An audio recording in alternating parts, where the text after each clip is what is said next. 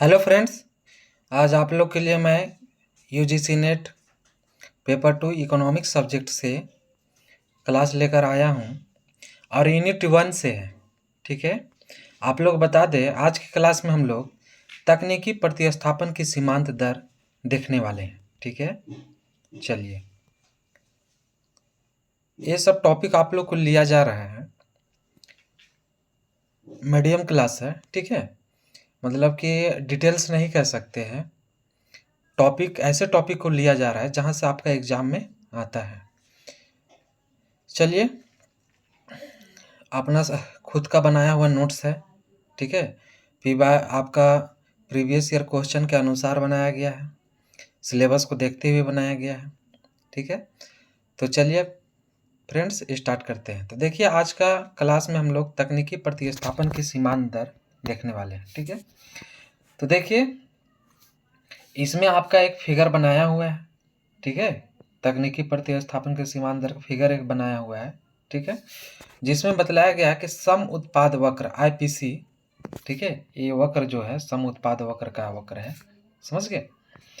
और फिर इसमें आपका y अक्ष में पूंजी को बतलाया गया है, x अक्ष में आपको श्रम को बतलाया गया है, समझ गए। ठीक है, तो L1 बिंदु, L2 बिंदु है, K1 बिंदु आपका K2 बिंदु है, समझ गए। फिर माइनस डेल्टा K, फिर डेल्टा L, इस तरह से आप लोग को दिया हुआ है।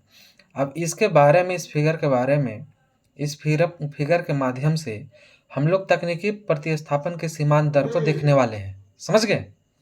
तो चलिए आप लोग को बता दें कि एल साधन के लिए क्या कह रहा है कि एल साधन के लिए के साधन की तकनीकी प्रतिस्थापन की सीमांत दर, ठीक है, एल साधन के लिए के साधन की तकनीकी प्रतिस्थापन की सीमांत दर से आशय के साधन की उस मात्रा से है जो एल साधन में इकाई वृद्धि के लिए उत्पादक त्याग करने को, क्या है, उत्पादक जो है त्याग करने को तैयार है। ठीक है, ताकि वह समान उत्पादक स्तर पर बना रहे। क्या बताया जा रहा है कि समान उत्पादक स्तर पर वो उनका सब कुछ बना रहे, समझ गए। इस फिगर में बताया जा रहा है। और इस फिगर में बता दें कि श्रम की मात्रा में, ठीक है, श्रम की मात्रा में डेल्टा एल वृद्धि के लिए पूंजी की त्यागी गई मात्रा बराबर, ठीक है, माइनस डेल्टा के, तो श्रम की मात्रा में इकाई वृद्धि के लिए पूंजी की त्यागी गई मात्रा, ठीक है, पूंजी की त्यागी गई मात्रा बराबर माइनस डेल्टा के बाय डेल्टा एल है। ठीक है, इसलिए MRTS, ठीक है, MRTS एल के बराबर माइनस डेल्टा के बाय डेल्टा एल, या MRTS एल के बराबर MPL बटा MPK, मतलब ये आपका फार्मूला हुआ, समझ गए। अब आगे चलते हैं और आप लोग बताते हैं इसमें कि श्रम की मात्रा में वृद्धि के कारण, ठीक है, क्या है, श्रम की मात्रा में अगर वृद्धि होती है तो उत्पादन में होने वाले जो वृद्धि होगा वो क्या होगा, डेल्टा एल माइनस इंटू, ठीक है, डेल्टा एल इंटू MPL। ठीक है, जब पूंजी की मात्रा में अगर कमी हो जाए, समझ गए, पूंजी की मात्रा में कमी हो जाए, समझ गए, के कारण उत्पादन में होने वाली कमी जो है बराबर क्या होगा, तो माइनस डेल्टा के इंटू MP के, समझ गए। इस तरह से हम लोग देख पा रहे हैं। ठीक है, चलिए अब आगे स्टार्ट करते हैं हम लोग। क्या कि के बराबर हो तो, समझ गए, इसके अगर बराबर हो तो समान उत्पादन स्तर डेल्टा एल इंटू MPL बराबर माइनस डेल्टा के इंटू MPK, ठीक है, MPK, जिसमें आपका बताया जा रहा है कि नया फार्मूला जो आता है वो आता क्या है कि माइनस डेल्टा के बाय डेल्टा एल बराबर एम पी एल, ठीक है, बट्टा आपका एम पी के बराबर M R T S L के, ठीक है। ये आप लोग का नया फार्मूला आता है। आप बता दें कि सम लागत रेखा, समझ गए, सम लागत रेखा जो हम लोग देख रहे थे उसकी बात करेंगे। सम लागत रेखा का ढाल साधनों की कीमतों के अनुपात के बराबर होता है। क्या बताया जा रहा है? साधनों की कीमतों के अनुपात के क्या होता है? बराबर होता है।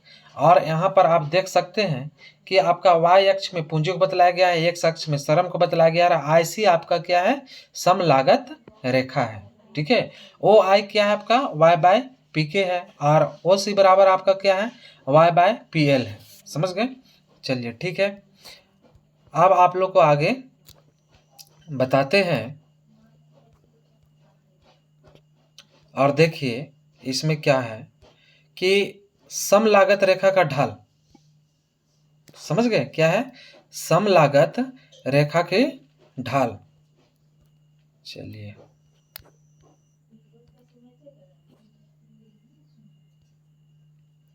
क्या है इसमें कि सम लागत रेखा के ढाल हम लोग को निकल के जो आएगा वो आपका पी एल बाय के, सॉरी पी के, ठीक है, पी एल बाय पी के। ये इंपॉर्टेंट है, याद रखिएगा।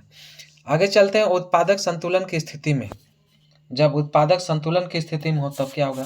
तो सम लागत रेखा का ढाल सम उत्पाद वक्र के ढाल के क्या होगा? बराबर होना चाहिए। जैसे इसमें बताया गया है M R T S L के बराबर M P L by M P के बराबर आपका पी एल बाई पी के। समझ गए? ये आपका फार्मूला है। चलिए अब आगे बताते हैं।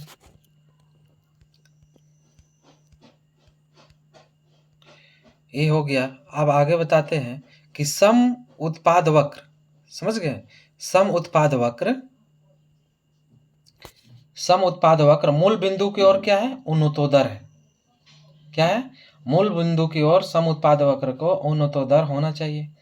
और उत्पादक संतुलन साधनों के अनुकूलतम संयोग को क्या करता है? दिखलाता है, प्रदर्शित करता है, ठीक है। और उनके बाद बताया जा रहा है कि सीमांत उत्पादकता और मूल का अनुपात बराबर ना हो जाए, ना होना चाहिए, ठीक है, नहीं होना चाहिए। चलिए एम पी एल बट्टा आपका पी एल बराबर एम पी के बटा पी के। इस तरह से हम लोग को सम उत्पाद वक्र समाप्त होता है। समझ गए? और आज की क्लास में हम लोग देखें सम लागत रेखा, ठीक है, और उनके बाद हम लोग देखें आपका तकनीकी प्रतिस्थापन की सीमांत दर। आप लोग बता दें एक शॉर्ट नोट से, ठीक है, आप लोग का डिटेल्स क्लास भी लेकर आएंगे। समझ गए? ठीक है फ्रेंड्स, थैंक यू। लाइक करें, ठीक है, और अधिक से अधिक मित्रों के पास शेयर करें। Thank you.